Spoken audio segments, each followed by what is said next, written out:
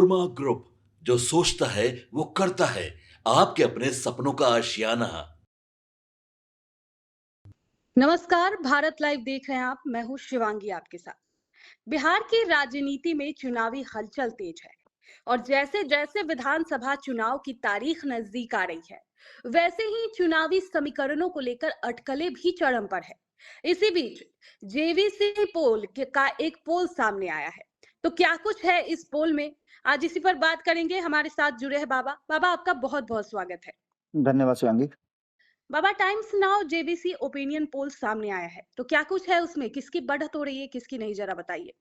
देखिए Shivangi, times now का जो पोल आया है, ये जी। पोल कोई नया पोल नहीं है। इससे पहले भी लगातार वो कई एजेंसियां जो हैं वो सर्वे करती रही हैं, और आपको पता होगा कि चुनाव से पहले, चुनाव की घोषणा से पहले भी ये कई ऐसे पोल हैं जिसकी हमने तुलना की थी। औ और इसके अलावे एक पोल हमारी भारत लाइव की टीम ने भी किया था। जी। हमारी टीएनजीपी मीडिया हाउस जो है, उस टीएनजीपी सर्विसेज की टीम ने भी एक सर्वे किया था। हमने 200 के आसपास विधानसभाओं का जो आंकड़ा है उसको जुटाया था। उसके आधार पर जी। हमने जो परसेप्शन गढ़ा था चुनाव से ठीक 1 महीना पहले।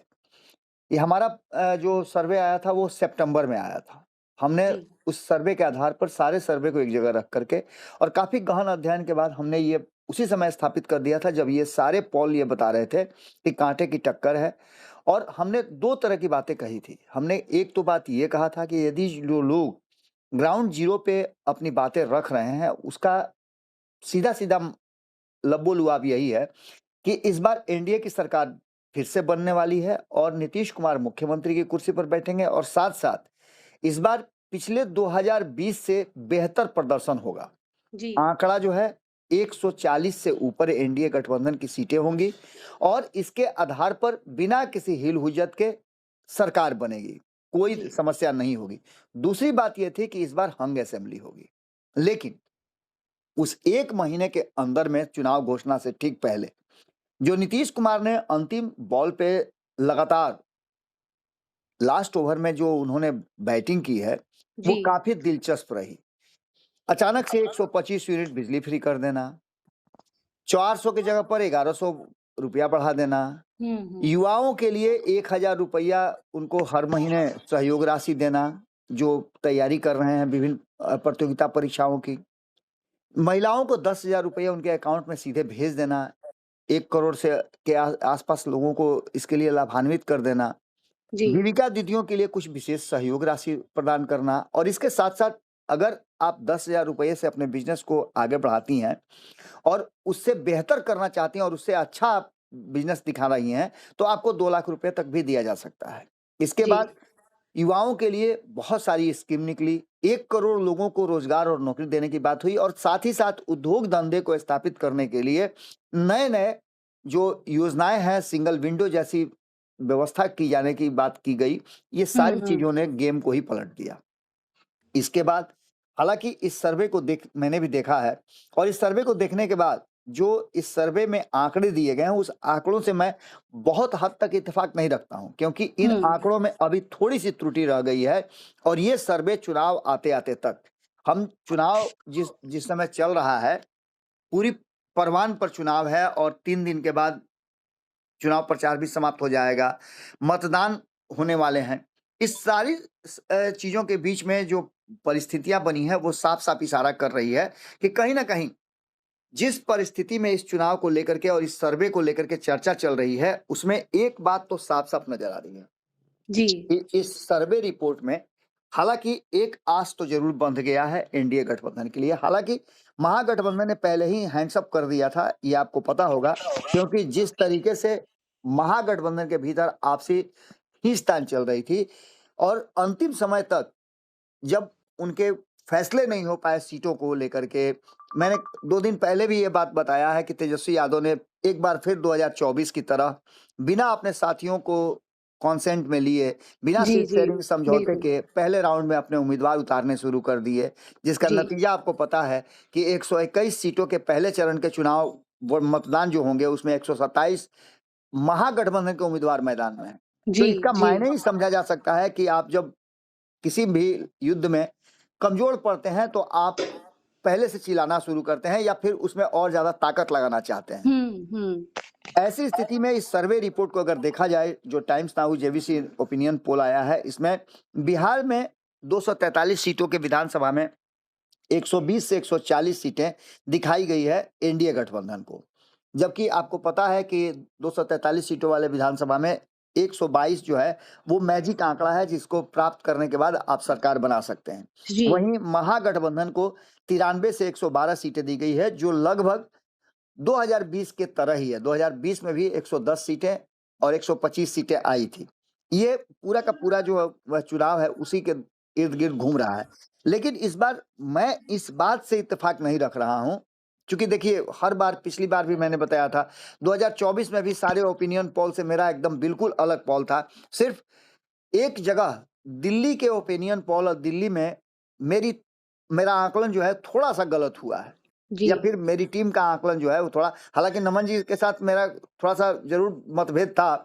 उन्होंने कहा था कि सरकार तो एनडीए बना ही रही है, लेकिन मेरा मानना यह था कि जिस तरीके का कांग्रेस ने विद्रोही तेवर अपनाया है उसका असर बहुत ज्यादा नहीं होगा।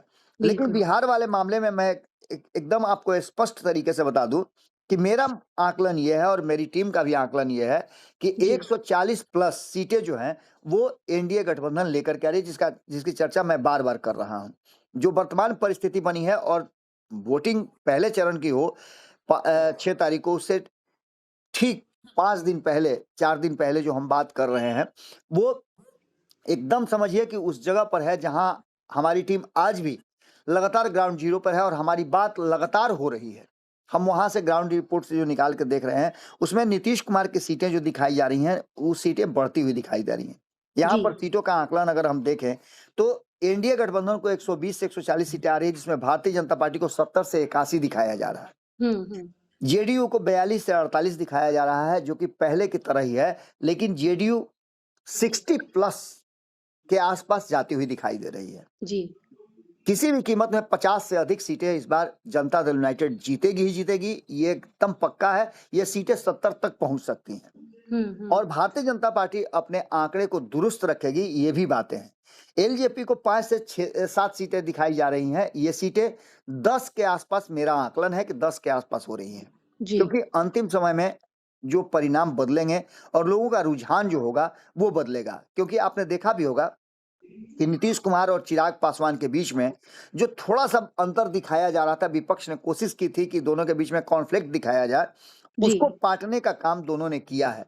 दोनों एक दूसरे के साथ बहुत सहज है और एक दूसरे के घर आना जाना, बीच मंच पे पैर छू करके प्रणाम करना और खुद नीतीश कुमार का चिराग पासवान के यहाँ छठ में जाना, ये सारी बातें बताती है कि उनके कार्यकर्ता, और ये सांकेतिक बातें कार्यकर्ता अच्छी तरह से समझते हैं। वोटर भी इन बातों को समझते हैं कि अल्टीमेटली हम नीतीश कुमार को मुख्यमंत्री बनाने के लिए ही वोट कर रहे हैं और इसमें अगर एलजेपी की सीटें कम हुई तो नीतीश कुमार के लिए मुश्किलें होंगी। तो निश्चित रूप से एलजेपी की भी सीटें 10 से कम मैं नहीं देख रहा हूं, इससे ऊपर हो सकता है, इससे कम नहीं होगा। वहीं नीतीश कुमार का मैंने बता दिया, हिंदुस्तानी अवाम पार्टी की बात कर रहे हैं तो जो 4 सीटें उनकी थी वो 4 सीटें उनकी बरकरार रहेंगी, इसमें कोई संशय नहीं है। और आरएलएम जो एक भी सीट जिनका नहीं है, उनको भी मैं 4 से आसपास सीटें जीतता हुआ देख रहा हूं। जी। ऐसी स्थिति में महागठबंधन की बात करें तो महागठबंधन में 2024 के अगर आंकड़े देखें आप, तो 2024 में 80 सीटें, 75 से 80 सीटें, 75 से ऊपर सीटें थी, 75 तो वो जीत करके आई थी, 80 सीटें उनके पास थी महागठबंधन में, आरजेडी के पास। लेकिन 2024 के लोकसभा चुनाव में उनके विधायकों का प्रदर्शन बेहतर नहीं रहा था। उनके विधायकों के क्षेत्र में काफी पिछड़ गई थी राजद, जिसके कारण तेजस्वी यादव काफी नाराज भी थे और समीक्षा बैठक में उन्होंने कहा था कि जिनके क्षेत्र में हमारी कमजोर प्रदर्शन रही है उनको इस बार टिकट से महरूम होना पड़ सकता है, वंचित होना पड़ सकता है। जी। और ये बातें इस बार देखने को भी मिली, कई लोगों के टिकट कटे भी हैं। वहीं कांग्रेस की बात करें तो कांग्रेस का प्रदर्शन 2020 में भी 70 सीटों में मात्र 19 जीत करके आई थी। इस बार आंकड़ा उसके करीब भी पहुंचता हुआ दिखाई नहीं दे रहा है। बात करें सीपीआईएमएल की तो इसका प्रदर्शन मिलाजुला करके ठीक ठाक रह सकता है और पिछले रिकॉर्ड को दोहरा सकती है। लेकिन सबसे बड़ा जो माइनस होगा वो आरजेडी में दिखाई दे रहा है और कांग्रेस में दिखाई दे रहा है। बात करें जनसुराज की, तो जनसुराज जिस तेजी से आया था उस तेजी को दिखा नहीं पा रहा है। रहा सवाल इसमें दो और नए दल जो जुड़े हैं, उन नए दलों में दो दलों की बात करें तो एक दल जो मुकेश सहनी का है वीआईपी, उसको सीटें तो मिली हैं, अपेक्षाकृत उनके कम मिली हैं लेकिन सीटें मिली हैं। इनके भी बहुत ज्यादा बेहतर प्रदर्शन करने की उम्मीद दिखाई नहीं दे रही है। 2020 के जो उनके 2020 के जो उनके प्रदर्शन थे उसे भी वो दोहराते हुए नहीं दिखाई दे रहे हैं, क्योंकि जहां जहां उनके उम्मीदवार खड़े हैं वहां विद्रोह भी जबरदस्त हो रहा है, क्योंकि अपने ही उम्मीदवार अपने ही गठबंधन के साथी उनके विरोध में वहां अपने उम्मीदवार उतार चुके हैं। आईपी गुप्ता की बात करें तो आईपी गुप्ता इस बार अपना खाता खोल सकते हैं।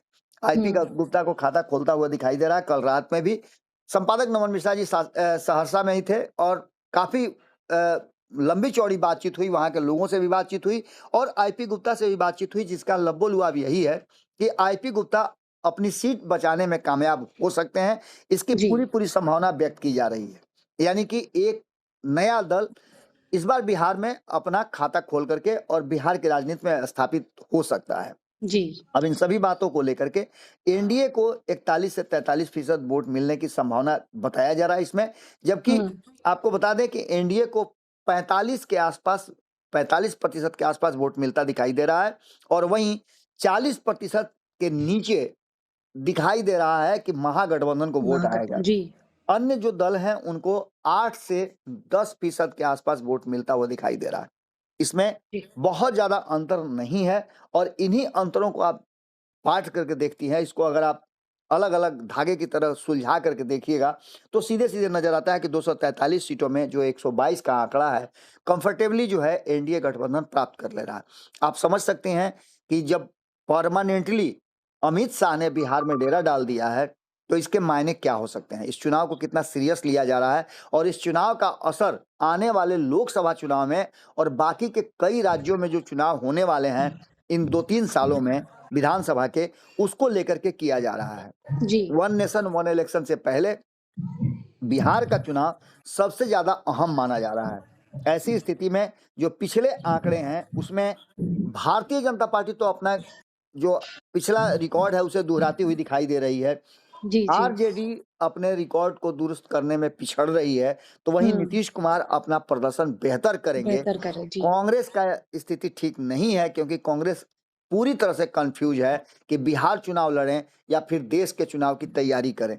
वहीं आपको बता दें कि लोक जनशक्ति पार्टी भी इस बार बिहार में बेहतर प्रदर्शन करेगी और 2005 के बाद पहली बार लोक जनशक्ति पार्टी का बेहतर प्रदर्शन हो सकता है। इसके अलावा नई पार्टियां हैं वो भी इस बार चुनावी मैदान में आ रही हैं। जनसुराज बहुत अगर बेहतर प्रदर्शन किया तो 1 से 2 सीटें आ सकती हैं। एक सीट तो मुझे जो नजर आ रहा है कि जो सीट आपको दिखाई दे रहा बक्सर की सीट पर लड़ाई तगड़ी हो गई है और जितनी भी आप देख रही होंगी कि उमरार में चल रहा है वगैरह वगैरह, जितना भी चल रहा है, ये सभी चीजें चुनाव से पहले तक की हवाबाजी है। जब वोटिंग करने कोई भी व्यक्ति जाता है तो उसके मन में एक ही बात होती है और वो होता है कि कौन बेहतर है, कौन बिहार का विकास कर सकता है और उनका व्यक्तिगत किसके साथ जाने में फायदा है। और यही वो कारण है जो अंतिम समय में बदलता है और इसी परसेप्शन के आधार पर हमने कहा है कि 140 प्लस एनडीए और 100 के आसपास जो सीटें हैं वो एनडीए गठबंधन के अगेंस्ट में महागठबंधन ला सकता है। बाबा, अगर हम महागठबंधन की बात करें तो तेजस्वी यादव लगातार रैलियां कर रहे हैं, नौजवानों से रोजगार की बात कर रहे हैं और कल आपने भी बताया था कि जिस तरीके से तेजस्वी घोषणा कर रहे हैं वो संभव होता नहीं नजर आ रहा है। 4 लोगों में 1 को नौकरी, तो क्या ये बिहार की जनता भी समझ चुकी है अब? बिल्कुल। देखिए, आप ये समझ लीजिए कि जब आप न खेलेंगे न खेलने देंगे, खेले भंडोल कर देंगे, ये आपने सुना है ना जी। अक्सर बच्चे इसी तरह का काम किया कर सकते हैं और राजनीति में अगर नीतीश कुमार को सामने खड़ा किया जाए, लालू प्रसाद को सामने खड़ा किया जाए तो तेजस्वी यादव राजनीति में बच्चे हैं। उनकी जीत से भले ही उन्हें मुख्यमंत्री का चेहरा मान लिया गया हो या और भी कई बातें हों, लेकिन वास्तविकता यह है कि नीतीश कुमार जब तक खड़े हैं तब तक किसी का चलने वाला नहीं है। नीतीश कुमार के पास ऐसी ऐसी नीतियां हैं और असल चाणक्य नीति उन्हीं के पास है। जी बाबा, अगर नए खिलाड़ी की बात करें तो प्रशांत किशोर की जनसुराज पार्टी भी मैदान में है। सर्वे में उन्हें सिर्फ 1 सीट दी गई है। तो क्या पीके का जो ये एक्सपेरिमेंट बिहार की राजनीति में वो कर रहे हैं, तो इसका असर नहीं दिख पा रहा है? देखिए, परीक्षा के दिन अगर आप पढ़ना शुरू कर दीजिए तो आप डिवीजन फर्स्ट नहीं ला सकते हैं। जी आपको तैयारी पहले से करनी होगी। हालांकि तैयारी तो वो पहले से कर रहे थे, लेकिन अचानक से उनकी तैयारी में उनका स्वास्थ्य जो है, बीमार स्वास्थ्य कहीं ना कहीं इस बात की तरफ इशारा कर दिया कि अब वो उसके लायक, उस मैदान में दौड़ने के लायक नहीं रह गए हैं। अंतिम जी समय में फॉल हो गया उनके साथ। फुटबॉल जी के खेल में आप देखते हैं ना कि आप जब बढ़िएगा बॉल लेकर के गोल पोस्ट की तरफ, तो विरोधी खिलाड़ी जब देखता है कि आपसे नहीं थक रहे हैं तो उसको आपको फॉल कर देता है। भले ही वहां से उसको पेनल्टी स्ट्रोक मिलता है, लेकिन आप गोल नहीं कर पाते हैं। प्रशांत किशोर ने खुद ही अपना फॉल अपने कर लिया है। जी बहुत बहुत शुक्रिया बाबा आपका। अब जैसा कि हम कहते आए हैं कि सर्वे बस एक संकेत होता है, असली नतीजा तो जनता ही तय करती है। अब देखना यह है कि बिहार की जनता किस पर भरोसा जताती है, पुराने चेहरों पर या नए विकल्पों पर। इस बार चुनाव सिर्फ सत्ता बदलने का नहीं, बल्कि बिहार के भविष्य की दिशा तय करने का है। हर वोट की कीमत है, हर आवाज मायने रखती है। 14 नवंबर को जब नतीजे आएंगे तब साफ होगा कि जनता ने विकास के नाम पर वोट दिया या जातीय समीकरणों के आधार पर। इंतजार कीजिए 14 नवंबर का, जब बिहार का फैसला बिहार खुद सुनाएगा। फिलहाल के लिए बस इतना ही। धन्यवाद। आपके सपनों को हमने सजाया है, ई होम्स पैनोरामा को हमने बनाया है। ई होम्स मेरा एक सपना था जिसपे मैं पिछले 4 साल से काम कर रहा था। हमने जो बनाया है वो सबने है माना। ई होम्स पैनोरामा में हो आपका भी आशियाना।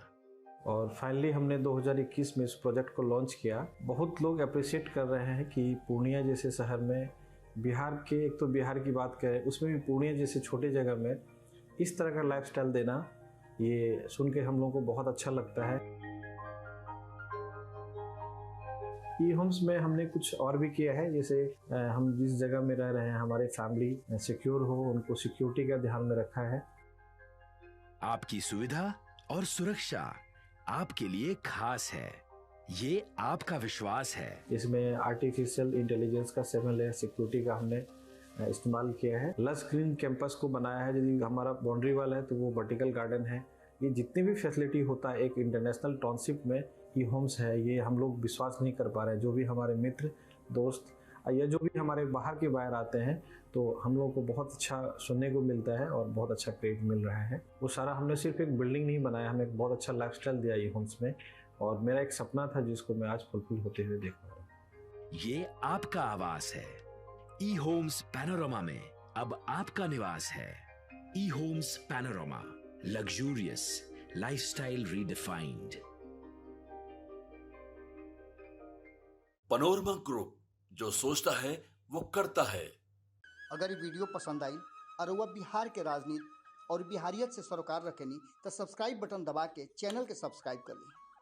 ओजे एगो घंटी बा, ओकरा बटन दबा देला से कुल सटीक और मारक खबर रुआ मुफ्त में मिल जाई। अगर रुआ पत्रकारिता के हमनी के नया प्रयोग में सहयोग कर चाहतानी तो ज्वाइन बटन दबा दी। पेटीएम नंबर नोट कर ली 9386816700।